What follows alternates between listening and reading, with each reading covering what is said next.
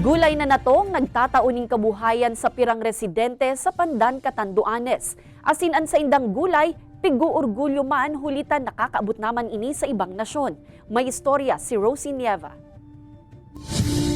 Apuras sa magagayo na lugar na pwedeng balik-balikan sa islang probinsya kan Catanduanes, pwede man digding manamitan ang gulay na syertong da imo papalagpason sa imong pagbisita sa isla. Ang gulay na natong na pigu-orgulyo kan banwaan in Pandan. Saro si Raymond Stabirara sa eksperto pag-abot sa pagluluto kaini. Kay buwan sa nadaan na pakuluan sa tubig ang mga gagamito na bangot, ricado, gata, asin ang dahon ni natong hasta sa maluto. Kalagay ng pangalawang gata, lalagay na, hintayin na lang po natin na maubos yung gata dyan. And then, okay na po tayo. Pwede na po natin siya lagyan ng sili.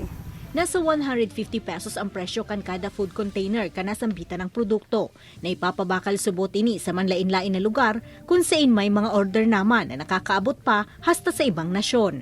Ang pinakamaganda po dito kasi yung supply po ng gabi dito sa Pandan, makukuha mo lang siya sa backyard ng mga bahay or sa farm.